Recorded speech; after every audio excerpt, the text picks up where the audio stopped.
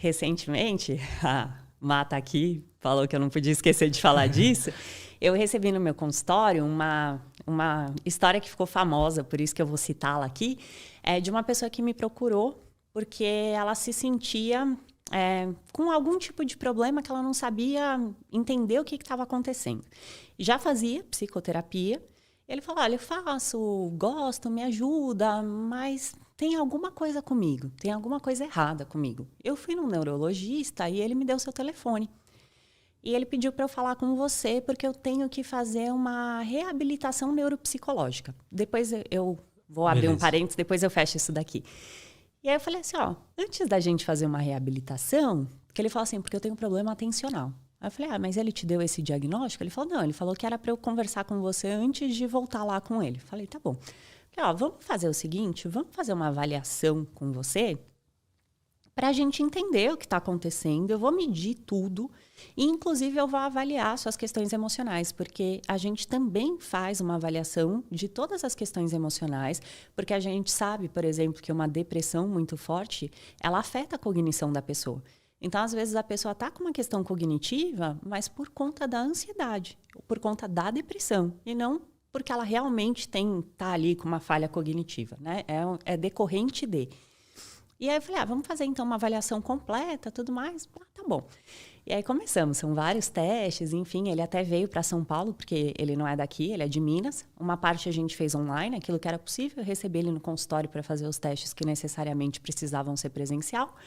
A gente fez uma avaliação completa e ele tinha um QI acima da média, bem acima da média.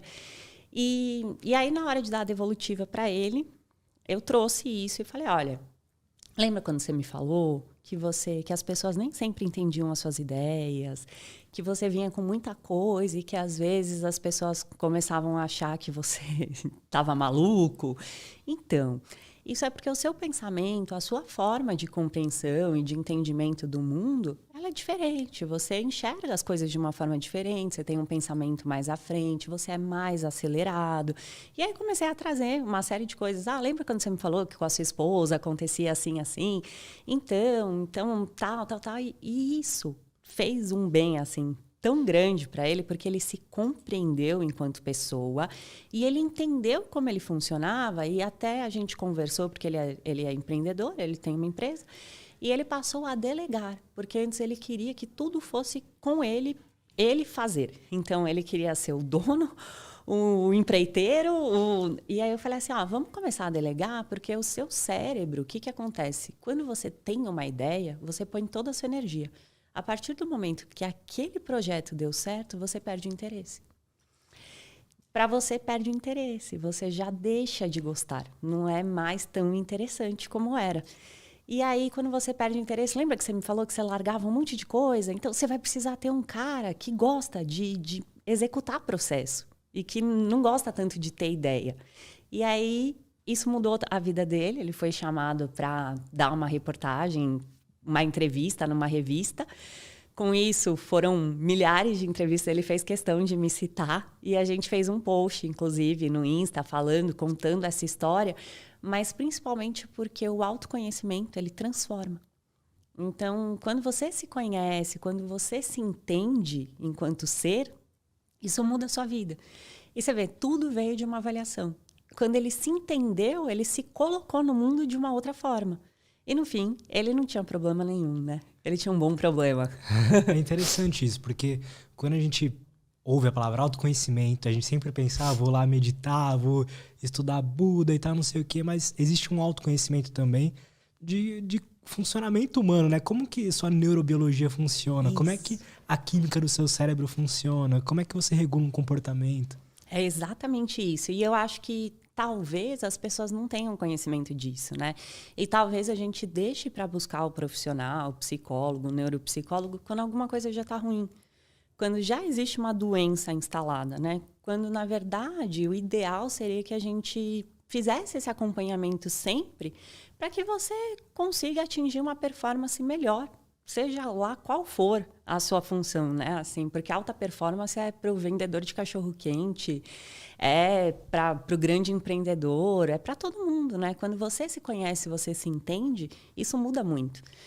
Posso falar por mim, eu tinha uma coisa assim muito forte de não quero ser de tal jeito. Eu sou assim, não quero ser assim.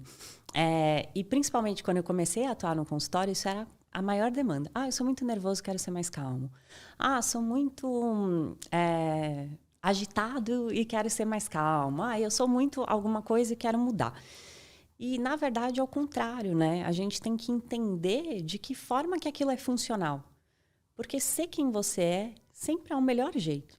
Sempre que a gente fica tentando mudar o que a gente é, aquilo parece que a gente não consegue sustentar, né? Se você é mais agitado, então como que você consegue colocar isso no seu dia de uma forma que isso se torne mais funcional? E deixe de ser, de repente, entre aspas, disfuncional para você. Porque eu acho que o segredo está aí. Né? Então, eu acho que para mim mesmo, conforme eu fui me conhecendo, eu fui entendendo que, poxa, para mim é importante ser boazinha. Isso é importante. Se eu tiver que ser muito rígida com uma pessoa, eu não sou assim. E tá tudo bem. Eu não preciso ser desse jeito para eu conseguir o que eu quero, para eu conseguir demonstrar uma autoridade, para eu conseguir me fazer respeitar. Eu posso respeitar o meu jeito de ser e mesmo assim chegar aos meus objetivos. E eu acho que isso com todo mundo. Não importa quais sejam as suas características. Então, acho que isso é autoconhecimento. É você saber usar aquilo que você é a seu favor. Porque se a gente for pensar, por exemplo, você é empresário. Você vai contratar alguém. O que é melhor? Você ser uma pessoa introvertida ou extrovertida? Depende. Pra quê? Né? Melhor pra quê? Sim. Eu vou trabalhar no estoque ou eu vou trabalhar no atendimento ao cliente? O que eu vou fazer? Qual que é a função? Porque nem sempre, porque às vezes o introvertido ele fala assim, poxa vida, eu não sou extrovertido, então nunca vou dar certo. Mas não, tem um monte de coisa que o fato de você ser introvertido é que na verdade vai te alavancar e te ajudar. Porque tem lugar e espaço para todo mundo. E eu acho que essa é a diferença e que isso, se eu pudesse dizer, eu definiria como autoconhecimento. Você conseguir se entender, ser gentil com você mesmo e conseguir usar suas habilidades a seu favor. Gostou desse corte? Espero que sim. Se você quer receber mais conteúdo sobre desenvolvimento pessoal, saúde mental e autoconhecimento, não esquece de se inscrever aqui no canal, beleza? Valeu, até a próxima e tchau!